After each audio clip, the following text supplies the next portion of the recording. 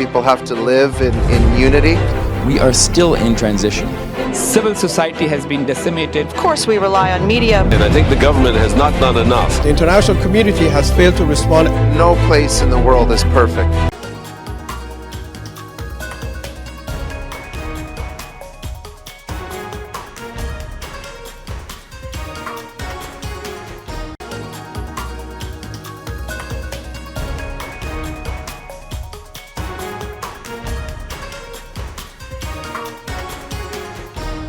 Hello viewers, I'm your host Pratiksha Mishra with another episode of South Asia Focus. Let's begin the show. India, the world's fifth largest economy with a burgeoning population exceeding 1.4 billion, stands as a pivotal player in global politics and economics. Recently, Indian Prime Minister Narendra Modi embarked on a significant diplomatic mission to Russia and Austria. His visit aimed at bolstering bilateral relations while addressing pressing global issues. In a bid to foster peace and development, Prime Minister Modi voiced his concerns over escalating conflicts and underscored the importance of international cooperation. Here's our detailed report. India and Russia share a robust and time-tested friendship rooted in mutual respect and strategic cooperation. This was clearly depicted during Prime Minister Narendra Modi's recent visit to Moscow, where he was awarded the Order of St. Andrew the Apostle, Russia's highest civilian honor, by President Vladimir Putin. This award recognizes Prime Minister Modi's exceptional contributions to strengthening the strategic partnership between Moscow and New Delhi. The two nations also signed 9 MOUs spanning trade, climate and research, paving the way for innovative collaborations. PM Modi's visit underscores the pivotal importance of the India-Russia alliance, particularly in the realms of energy security and defense cooperation, highlighting a new era of strengthened ties and mutual growth. आज की चर्चाओं में भी हमने सभी क्षेत्रों में आपसी सहयोग को मजबूत करने के लिए नए और महत्वपूर्ण निर्णय लिए हैं। हमारे संबंध केवल दोनों देशों के लिए ही नहीं, पूरे विश्व के लिए भी अत्यंत महत्वपूर्ण है। Russia and India have deepened their energy cooperation as a key aspect of their special privileged strategic partnership. Russia fulfills India's energy requirements primarily through crude oil and natural gas imports, crucial for India's energy security. This relationship goes beyond transactions, emphasizing strategic collaboration. Both nations have partnered on multiple energy projects and continue to foster further cooperation. The relations between India and Russia are good and important for both. Not only for India, not only for Russia, but for both. And in the context in which Russia finds itself, closer relations with India is important for Russia. India has decided to keep its friendship with Russia and at the same time, mark my words, advocate dialogue and cessation of hostilities. Prime Minister Modi's visit to Austria coincided with the 75th anniversary of diplomatic relations between the two countries. During their meeting, the leaders discussed bilateral and global issues of mutual interest, focusing on environmental sustainability and initiatives to combat global warming. Addressing the Indian diaspora, Prime Minister Modi highlighted India's role and contributions to world peace. हम सीना तान करके दुनिया को कह सकते हैं, हिंदुस्तान ने युद्ध नहीं, बुद्ध दिए हैं। जब मैं बुद्ध की बात करता हूं, तो इसका मतलब है कि भारत ने हमेशा पीस और प्रॉस्पेरिटी ही दी है। इसलिए 21वीं सदी की दुनिया में भी भारत अपनी इस भूमिका को सशक्त करने वाला है। आज जब दुनिया भारत को विश्व बंधु के रूप में देखती है तो ये हमारे लिए गर्व की बात है। Prime Minister Narendra Modi's recent diplomatic successes in Russia and Austria underscore India's growing prominence in global diplomacy. Receiving Russia's highest civilian honor and following it with a historic visit to Austria highlight the deepening strategic partnerships and bilateral cooperation. These visits not only strengthen India's diplomatic influence but also reaffirm its dedication to promoting peace, prosperity, and collaborative solutions on the global stage. Representatives of local bodies in Pakistan-occupied Jammu and Kashmir this past week held protest in the region demanding release of development funds promised months ago. They alleged that the government led by Chaudhry Anwarul Haq is not at all serious over making the local bodies operational in the region. Our report. The councillors of local bodies in Pakistan-occupied Jammu and Kashmir this past weekend set up protest camps in the region as they voiced their anger over the lack of development funds and powers promised to them by the Prime Minister of POJK, Chaudhry Anwarul Haq. Reflecting a growing discontent among the elected officials, the sit-in was also joined by the women councillors from across the region. They lament that the funds for their local bodies were supposed to be allocated to them more than 20 months ago, following local body elections held in November 2022. The elected representatives are expressing frustration over the lack of action and broken promises. They emphasize that local issues such as infrastructure and public services fall within their remit, not the responsibilities of higher level government officials. तकरीबन पौने 2 साल होने को हैं बलदियाती election हुए।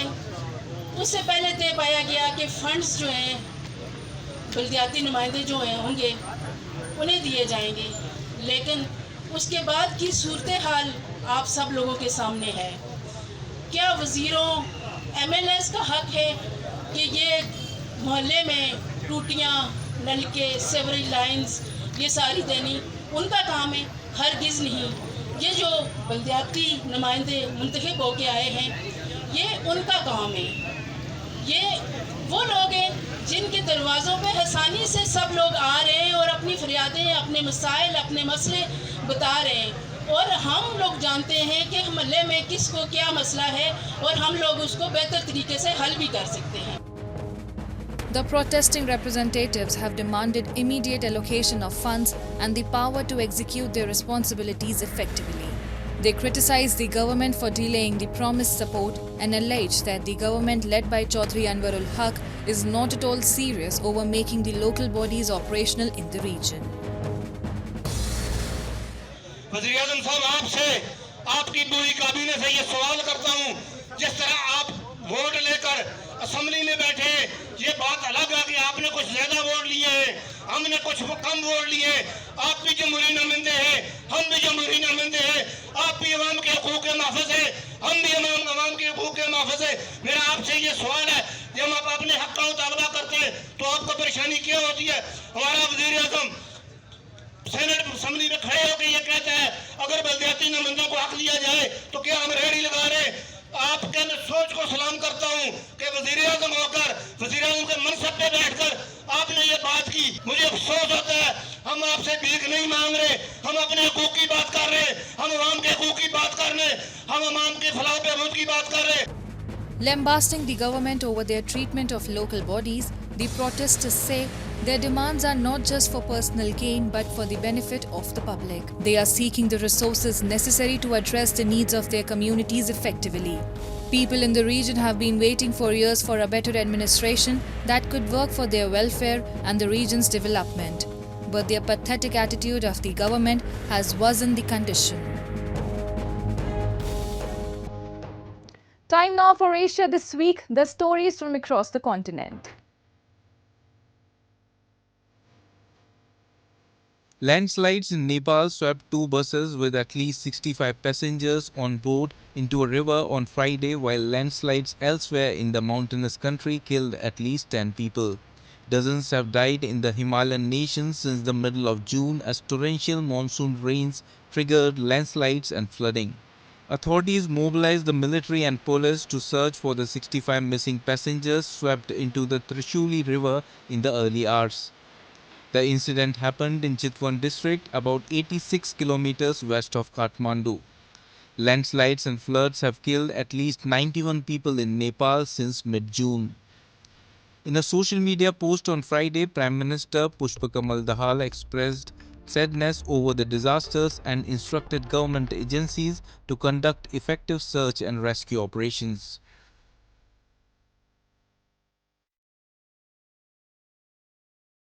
Samsung Electronics unveiled its latest foldable smartphones on Wednesday.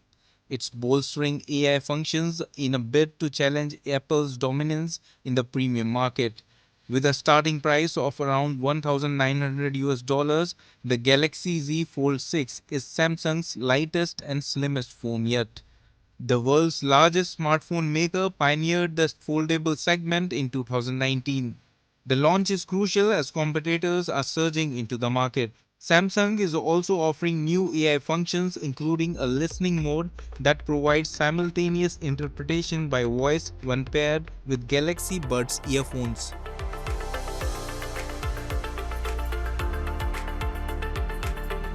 Hot and humid conditions behind several recent deaths in Japan have driven residents to use new cooling shelters set up around the capital on Tuesday, including at the popular tourist spot Tokyo Tower. Typically, facilities such as community centers or libraries equipped with air conditioners, the shelters are part of a scheme adopted this year that require local governments to provide people a respite from the heat after warnings go out.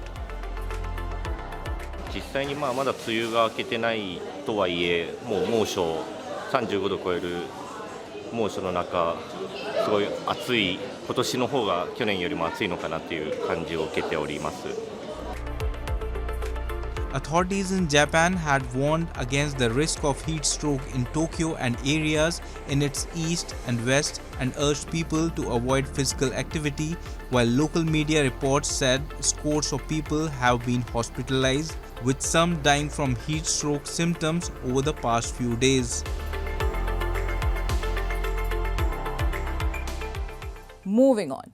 India recently hosted a significant diplomatic event in New Delhi as it convened the BIMSTEC Foreign Ministers Retreat. This gathering brought together top diplomats from member countries of the Bay of Bengal Initiative for Multi-Sectoral Technical and Economic Cooperation.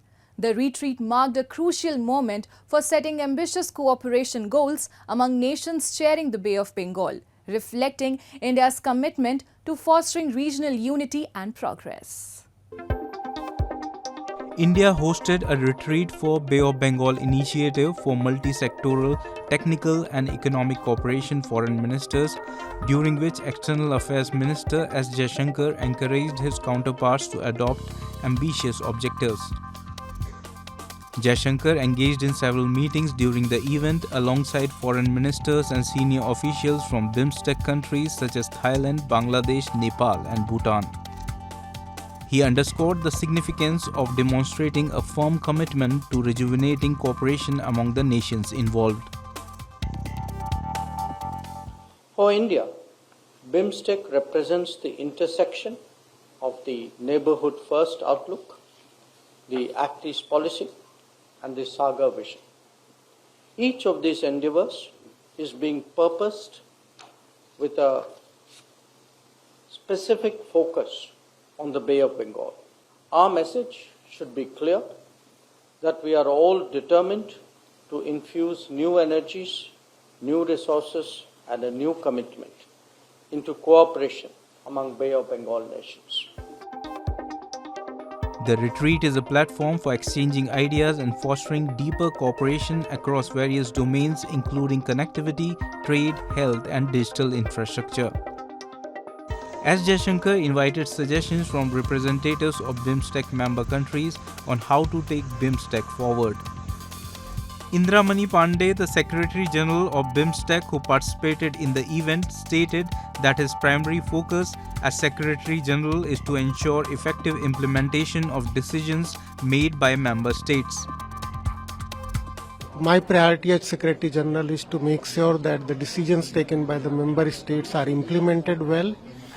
It's member states who decide the priority areas for cooperation, and there are already 7 sectors of priority which member states have decided, including the very important security sector, which includes the different dimensions of security, so from transnational crime, terrorism to maritime security, and there are different mechanisms already on place.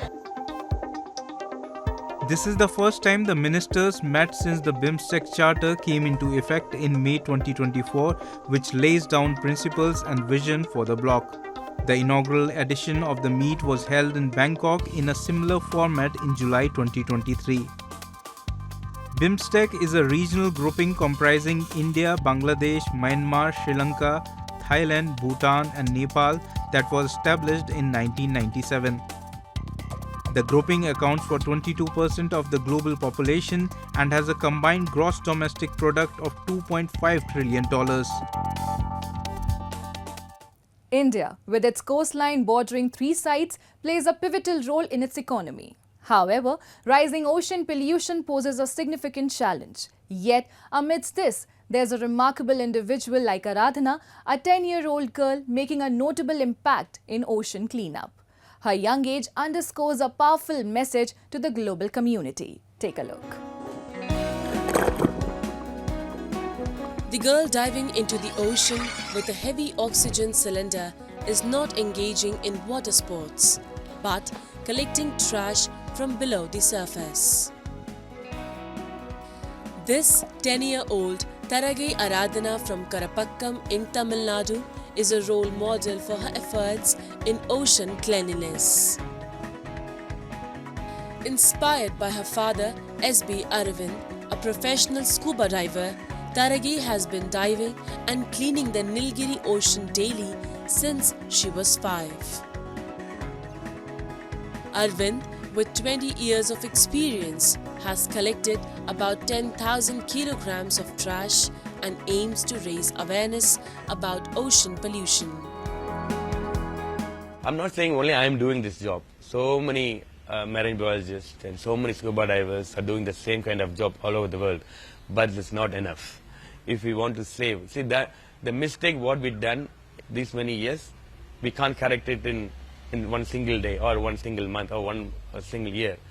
The amount of plastics what we dumped in the ocean is unbelievable. So I don't think so it will happen very soon. It's a very long process. So that is the reason I'm engaging my daughter, focusing on next generation to understand how important is the environmental, saving the environmental and saving the marine life. Following in her father's footsteps, Tharage has already collected more than 1,000 kilograms of trash by diving deep into the ocean every day. Under her father's guidance, she set a record by swimming 18 kilometers from Kovalam to Nilgiri as part of the Save the Ocean campaign. We are using plastic and throw it in the streets. On the time of rainfalls, all the plastic mixed up in the ocean by lakes and ponds. So people have to be more aware and avoid throwing plastics to save our environment and earth. The father-daughter duo has given a new direction to the ocean cleaning campaign. Their small contribution is raising great awareness about ocean cleanliness among people. The waste generated from increasing urbanization and industrialization in the country often flows directly into the rivers through drains, significantly polluting them. This contaminated river water eventually makes its way to the ocean, further exacerbating marine pollution. To combat this issue, sewage treatment plants are being established nationwide to treat wastewater from drains, thereby reducing river pollution. In addition to these initiatives, large-scale campaigns are being conducted to clean coastal areas and raise public awareness about the importance of ocean cleanliness. These efforts are crucial for protecting marine life and preserving the environment. Aradhana's inspiring initiative highlights the crucial role of individual action in addressing global challenges. And with that, we come to the end of this week's episode. See you next week. Goodbye and take care.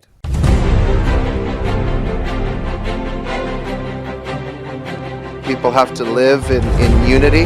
We are still in transition. Civil society has been decimated. Of course, we rely on media. And I think the government has not done enough. The international community has failed to respond. No place in the world is perfect.